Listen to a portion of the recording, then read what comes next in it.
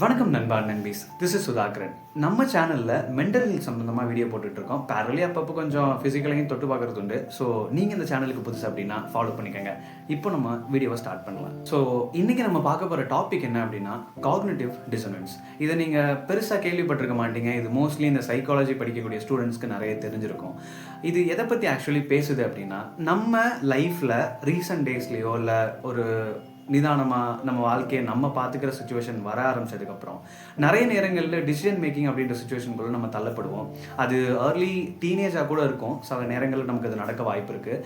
So அந்த டைம்லையோ இல்லை இந்த டைம்லையோ என்ன நடக்கும் ப்ராப்ளி அப்படின்னா, 20s ஆரம்பிச்சதுக்கப்புறம் நிறைய பேருக்கு வாழ்க்கை ஓரளவு புரிஞ்சு இதுதான் வாழ்க்கை அப்படின்றத வாழ ஆரம்பிச்சிருப்பீங்க. பேரலி நிறைய பேருக்கு இது என்ன நடந்துகிட்டு இருக்குன்னு புரியாத லெவல்லையும் வாழ்ந்துட்டு இருக்க ஆட்கள் உண்டு.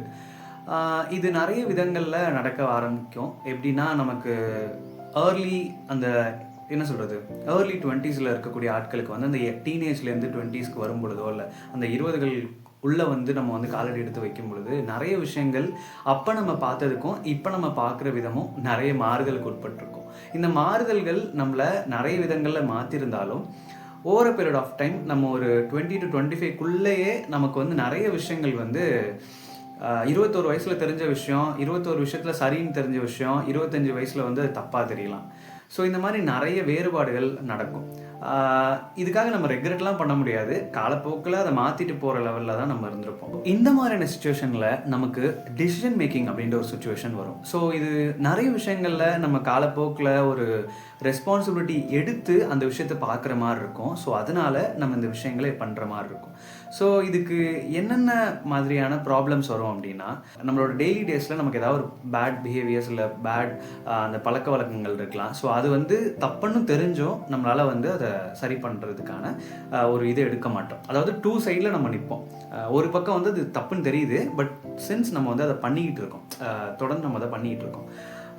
ஸோ இதுதான் வந்து இந்த காக்னிட்டிவ் டிசனன்ஸ் அப்படின்னு நம்ம சொல்கிறாங்க. ஸோ நமக்கு அது தப்புன்னு தெரிஞ்சோம் நம்ம அதை பண்ணுறோம். இது நிறைய பேருக்கு வந்து சில பேருக்கு வந்து ஃபுட்டை கட்டுப்படுத்த முடியாததாக இருக்கலாம், வெயிட் லாஸ் இஷ்யூஸில் இருக்கலாம், ஸ்மோக்கிங்கில் இருக்கலாம், ஹெல்த் இஷ்யூஸில் இருக்கலாம். இந்த மாதிரி நிறைய விஷயங்களில் நம்ம டெய்லி லைஃப்பில் இதை ஃபேஸ் பண்ணிக்கிட்டே இருப்போம். ஸோ இதுக்கான தீர்வு தான் என்ன? ஃபர்ஸ்ட் மாற்றுறதுக்கு அவங்க சொல்கிறக்கூடிய விஷயம் என்ன அப்படின்னா, உங்களோட தாட்ஸை சேஞ்ச் பண்ண ஆரம்பிங்க. லைக் நிறைய நேரங்களில் நம்ம அந்த கெட்ட பழக்கங்களுக்கு அடிமையாகிறதுக்கான காரணம் என்னவாக இருக்கும் அப்படின்னா, நம்ம நல்லா தான் காலையில் கிளம்பியிருப்போம். பட் அதில் இருக்கக்கூடிய ப்ராப்ளம் என்னவாக இருக்கும் அப்படின்னா, எழுந்திரிச்ச உடனே நம்ம மண்டை வந்து என்ன செய்யறதுன்னு தெரியாத லெவலில் இருக்கும் பொழுது இனிஷியலி ஒரு பேட் தாட்ஸ் நமக்கு ஒரு மாதிரி க்ளவுட் ஃபார்மிங் மாதிரி ஸ்டார்ட் ஆக ஆரம்பிக்கும். ஸோ அது காலையில் ஸ்டார்ட் ஆகிடுச்சு அப்படின்னா அந்த டே ஃபுல்லாகவே ஒரு மாதிரி பேடாக தான் போகும். இதுக்கு என்ன வழி அப்படின்னா, காலையிலேயே நீங்கள் என்ன பண்ணுன்றத நைட்டோ இல்லை காலையில் எழுந்திரிச்சோ அதை வந்து முடிஞ்ச அளவுக்கு நைட்டே அதை வந்து பிளான் பண்ணி அதை ஸ்டார்ட் பண்ணிடுங்க. ஸோ அதை நீங்கள் காலையிலே ஸ்டார்ட் பண்ணும் பொழுது என்ன நடக்கும் அப்படின்னா, லைக் ஒரு சம் டாஸ்க், ஃபார் எக்ஸாம்பிள் ஒரு 3 to 4 டாஸ்க் நீங்கள் வச்சுருக்கீங்க அப்படின்னா செஞ்சே ஆகணும் அப்படின்றதுல, ஸோ அந்த 4 டாஸ்க்கை பண்ணும்பொழுது உங்கள் மண்டைக்குள்ளே இருக்கக்கூடிய அந்த தாட்ஸ் எல்லாமே ஒரு கன்ஸ்ட்ரக்டிவ் தாட்ஸாக மாறும். அடுத்தடுத்து நீங்கள் செய்ய போகிற விஷயங்களும் தப்பான எந்த ஒரு தாட்ஸ்குள்ளேயும் நீங்கள் போயிட மாட்டீங்க. ஸோ தட் நீங்கள் பிஸியாகவே இருப்பீங்க நல்ல விஷயங்களை செஞ்சுக்கிட்டு. ஸோ உங்கள் லைஃப் வந்து மாறுறதுக்கான சான்சஸ் இருக்குது. இன்னொன்று என்ன அப்படின்னா, சேஞ்ச் ஆஃப் பிஹேவியர். இது எந்த விதத்தில் நம்ம வாழ்க்கையில் வரும் அப்படின்னா, நம்ம பழகிட்டு இருக்கக்கூடிய ஃப்ரெண்ட்ஸாக இருக்கலாம், நம்ம இருக்கக்கூடிய அட்மாஸ்பியராக இருக்கலாம்.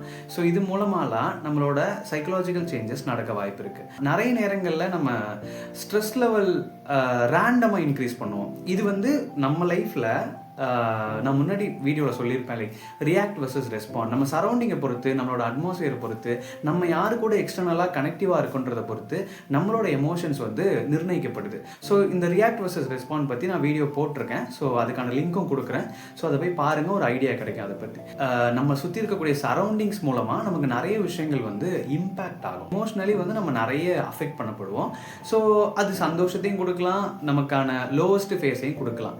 தனியாக நம்ம வாழ்க்கை வாழும் பொழுது பெருசாக தெரியாது, பட் சூழலோடு சேர்ந்து வாழும் பொழுது அதை நம்ம ஃபேஸ் பண்ண வேண்டிய சுச்சுவேஷனில் தான் இருக்கும். அப்படி இருக்கப்போ ஸோ நமக்கு அலுப்பாக இருக்கிறப்ப வந்து நான் என்ன பண்ணுவேன் அப்படின்னா, வீட்டில் இருக்கக்கூடிய மிக்சர்ஸ் ஏதாவது மிக்சர் கிடக்கும், ஸோ எடுத்து கொட்டிட்டு உட்காந்து சாப்பிட்டே இருப்பேன். அது ஒரு 2 or 3 லைக் ஒரு கைக்கு அப்புறம் என்ன ஆகும் அப்படின்னா, அது ஃபீலே ஆகாது, என்ன டேஸ்ட்னே தெரியாது. பட் என்னோட டார்கெட் என்னவாக இருக்கும் மென்டலி அப்படின்னா, நான் டிவியை பார்த்துக்கிட்டு இருப்பேன், ஆனால் வந்து இங்கே சாப்பிட்டுக்கிட்டு இருப்பேன். ஸோ சாப்பிட்றது வந்து எனக்கு சாப்பிட்றதும் ஃபீல் ஆகாது, டிவி பார்க்குறப்ப அதுவும் வந்து இதாக இருக்காது. ஸோ நடுவில் ஏதோ ஒரு மிஸ்மேட்ச் ஆகி என்னால் வந்து அதை இதுதான் என்னோடய லைஃபோட நிறைய நேரங்களில் நான் இதை தான் கோத்ரூ பண்ணிகிட்டு இருந்திருக்கேன். மென்டலாகவும் ஃபிசிக்கலாகவும் நம்ம நிறைய பாதிக்கிறது உண்டு. ஸோ இந்த பாதிப்புகள் இந்த டிசனன்ஸை க்ரியேட் பண்ணுது அப்படின்னு சொல்லலாம். முடிஞ்ச அளவுக்கு உங்களுக்கான எமோஷன்ஸ் என்னவோ அது உங்களுக்கானதாகவே வச்சுக்கோங்க. லைக் ஒருத்தவங்க உங்கள்கிட்ட கத்திட்டான் அப்படின்றனால நீங்கள் திருப்பி கத்துனீங்கன்னா அந்த ஸ்ட்ரெஸ் லெவல் இன்க்ரீஸ் ஆகும். ஸோ ஸ்ட்ரெஸ் லெவல் இன்க்ரீஸ் ஆகிறதுனால உங்களுக்கு ஏதாவது சில பேருக்கு வந்து ரொம்ப கோவம் வரப்போ ஸ்மோக் பண்ணுவாங்க, ரொம்ப வருத்தமாக இருக்கப்போ ஸ்மோக் பண்ணுவாங்க, ரொம்ப சந்தோஷமாக இருக்கப்போ சரக்கடிப்பாங்க, ரொம்ப லோவான சுச்சுவேஷனில் சரக்கடிப்பாங்க. இது பெரிய இம்பேக்ட்ஃபுல்லாக தெரியலை அப்படின்னாலும் நம்மளோட பெரும்பான்மையான எமோஷன்ஸ் அப்படின்றது நம்ம சரௌண்டிங்கை பொறுத்து தான் இருக்குது. நெகட்டிவ் கான்சிக்வன்சஸ் அப்படின்னு ஒன்று இருக்குது. ஃபார் எக்ஸாம்பிள், ஆல்ரெடி சொன்ன மாதிரி 2 சைடு. ஒன்று தப்புன்னு தெரியுது, ஒன்று தப்புன்னு தெரிஞ்சு அதை பண்ணுறோம். தப்புன்னு தெரிகிறவன் முடிஞ்ச அளவுக்கு உங்களுக்கு அது தெரியுது, அது ரொம்ப எஃபெக்டிவாக தெரியுது அப்படின்றப்ப, அதாவது நான் மாற்றியே ஆகணும்ப்பா அப்படின்னு உங்களுக்கு இப்போ புரிஞ்சிருச்சு அப்படின்னா நீங்கள் கண்டிப்பாக அந்த பாத்தை சூஸ் பண்ணி நீங்கள் போவீங்க இல்லையா? ஸோ இது ஒன் ஆஃப் த இது. சில பேர் வந்து தெரிஞ்சும் இதை விட இதோட ஃபீல் வந்து நிறைய இருக்கும். ஆமாண்டா நான் வந்து இதாக தான் ஆகிட்டேன், லைக் நான் வந்து அடிக்டாக தான் ஆகிட்டேன், அதுக்காக இப்போ என்ன பண்ண முடியும் அப்படின்ற லெவலில் இருப்பாங்கல்ல. ஸோ இது வந்து இவங்களுக்காக. ஸோ இவங்க என்ன மோஸ்ட்லி பண்ணலாம் அப்படின்னா, ஓகே நீங்கள் அதை அக்செப்ட் பண்ணிட்டீங்க. ஸோ யோசிச்சுக்கோங்க, ஒரு 5-10 வருஷத்துக்கு அப்புறம் உங்களுக்கு கேன்சரோ இல்லை இந்த மாதிரி ஃபுட் எடுத்துக்கிறவங்க அப்படின்றவங்களுக்கு வந்து ஒரு கட்டத்துக்கு அப்புறம் பாடி வந்து ஒரு 150 kg போயிடுச்சு அப்படின்றப்ப உங்களால் நகர முடியாது, கேன்சர். ஸோ உங்களால் வந்து எதையுமே பண்ண முடியாது. உங்கள் வாழ்க்கையோட கடைசி வாழ்நாள் நீங்கள் வாழ்றீங்கன்னு நினச்சிக்கோங்க. ஸோ இப்போ உங்கள் வாழ்க்கை ஒரு வேளை கண்ணை மூடி நீங்கள் இதெல்லாம் யோசிச்சிங்க அப்படின்னா உங்கள் வாழ்க்கை எப்படி இருக்கும்? லைக் ஒரு வேளை நீங்கள் அந்த இடத்துல இருக்கீங்க அப்படின்னா எப்படி இருக்கும்? ஸோ இதுதான் நம்ம வாழக்கூடிய இந்த லிட்டரலான லைஃப். ஓகேவா? ஸோ ஜஸ்ட் இமேஜின் பண்ணுறப்பவே அந்த இடத்துல இருக்கக்கூடிய அந்த ஆள் வந்து வேண்டுவான் இல்லையா, இல்லை எனக்கு இந்த லைஃப் வேணாம், எனக்கு ஒரு 10 வருஷம் பின்னாடி வந்தால் லைக் என்னை மாற்றணும் அப்படின்னா அந்த ஒரு 5-10 வருஷம் முன்னாடி என்னால் மாற்றிருக்க முடியும் அப்படின்னு யாராவது சொல்கிறாங்க அப்படின்னா, லைக் ஒரு டாக்டர் நமக்கு ப்ரிஸ்கிரைப் பண்ணுறாங்க அப்படின்னா, எஸ் நீங்கள் கண்ணை திறந்து பார்க்குறப்ப உங்களோட அந்த ஸ்டேட்டில் இருப்பீங்க இல்லையா, இப்போ இருக்கக்கூடிய ஸ்டேட்டில் இருப்பீங்க. ஸோ இது வந்து ரொம்ப தூரம் இல்லை, நம்ம வாழ்க்கை மாறின அந்த இது வந்து ரொம்ப தூரம் இல்லை, நம்ம சரியான டைமில் தான் இருக்கோம். இப்போவும் சரியான வாழ்க்கையை தான் நம்ம வாழ்ந்துக்கிட்டு இருக்கோம். இப்போ நம்ம நினச்சாலும் நம்ம என்ன ஃபீல் பண்ணுறோமோ அதை நம்மளால் மாற்ற முடியும் அப்படின்னு நான் நினைக்கிறேன். ஸோ இதெல்லாம் தான் நான் இந்த விஷயத்தில் கற்றுக்கிட்டது. நமக்கு சந்தோஷமான ஒரு வாழ்க்கை வாழணும், ஹெல்தியான ஒரு வாழ்க்கை வாழணும் நம்ம நினைக்கிறோம்.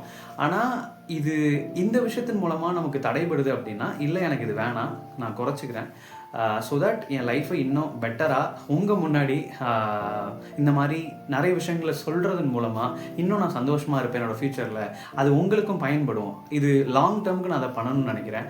அது நான் உயிரோடு இருந்தால் தானே முடியும். ஸோ அதனால் இதை நான் கன்டினியூ பண்ணணும்னு நினைக்கிறேன். க்ளீனாக எப்படி சாப்பிட்றது, க்ளீனாக எப்படி மென்டலி யோசிக்கிறது அப்படின்றத தான் வந்து இனிமேல் ஒரு வாழ்க்கையாக வாழலான் இருக்கேன். ஸோ உங்களுக்கு இது வரைக்கும் இந்த வீடியோ நீங்கள் பார்த்துட்ருக்கீங்க அப்படின்னா, ஸோ தட் உங்களுக்கு இந்த வீடியோ பிடிச்சிருக்கும் அப்படின்னு நான் நம்புகிறேன். ஃபாலோ பண்ணிக்கோங்க, ஷார்ட்ஸ் டெய்லி போடுவேன். ஸோ அதையும் ஃபாலோ பண்ணிக்கோங்க. ஸோ தட் நான் எப்படி என்னோடய டேவை ஸ்பெண்ட் பண்ணுறேன், அதில் நடக்கக்கூடிய ஸ்ட்ரகிள்ஸ் என்ன, ஸோ மென்டலி நம்ம க்ரோத் பற்றி பேரலி நான் அதில் பேசுவேன். ஸோ இவ்வளோ தான் நான் உங்கள்கிட்ட சொல்லணும்னு நினச்சேன். நெக்ஸ்ட் வீடியோவில் பார்க்கலாம் நண்பா. பாய்.